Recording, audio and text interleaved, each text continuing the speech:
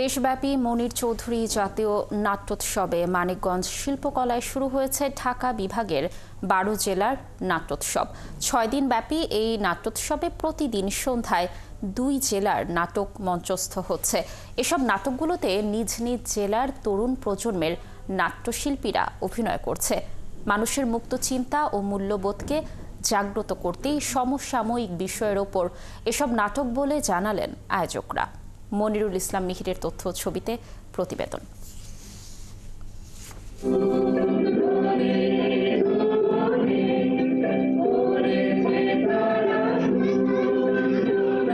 রোববার রাতে মঞ্চ জুড়ে শোনা গেছে ধুলোমাটির চিৎকার আর দেখা গেছে দ্য ডার্ক ক্রিস্টাল।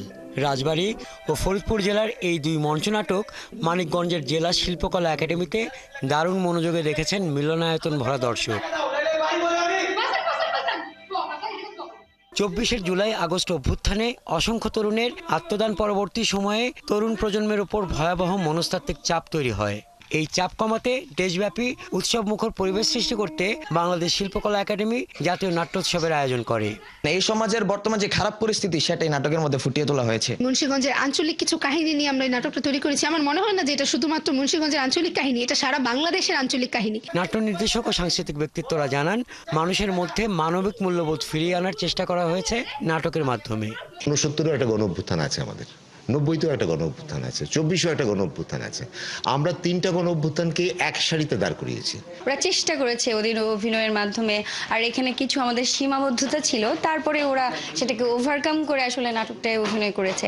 নাট্যোৎসবের প্রচার কম থাকায় অনেকের কাছে উৎসবের খবর পৌঁছায়নি বলে জানান বহু মানুষ। আমার কাছে এটা মনে হচ্ছে যে একটু কম, মানে ওইরকম ভাবে অনলাইনে তেমন একটা এটার কোনো পেজ নাই ওইরকম ভাবে। হ্যাঁ, যেহেতু আমরা গতকালকে এসে ঘুরে গেছিলাম, তো এর জন্য আমরা মানে আজকে জানতে পারছি। হ্যাঁ, ওদের ফেসবুকের পেজটা ওরকম অ্যাক্টিভ না।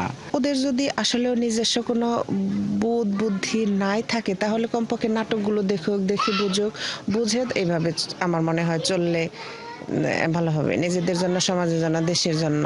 তারুণের উৎসবে তরুণদের সাংস্কৃতিক অঙ্গনে যুক্ত করে নাটকের মাধ্যমে সামাজিক অবক্ষয় দূর করতে ও মানবিক মূল্যবোধ জাগিয়ে তুলতে নাট্যোৎসবের আয়োজন বলে জানালেন আয়োজকরা। এখানে ঢাকা বিভাগের প্রায় ১২টি জেলা অংশগ্রহণ করেছে এবং ১২টি নতুন নাটক এবং দর্শকের সামনে ১২টি বিষয় উপস্থাপন হয়েছে। এখানকার মানুষরা তো খুবই লাভবান হচ্ছেন। আমি মনে করব যে আমাদের এতগুলো জেলার ১১টি জেলার নাটক আমরা এখানকার মানুষ দেখতে পাচ্ছি। আমরা চাইবো যে এর মাধ্যমে আমাদের নতুন কলাকুশলী তৈরি হবে, যারা নাটককে একটি অন্য পর্যায়ে নিয়ে যাবেন। ১৩ ফেব্রুয়ারি শুরু হয় ঢাকা বিভাগীয় নাট্যোৎসব, শেষ হবে ১৮ ফেব্রুয়ারি। হাসান আহমেদ, ৭১।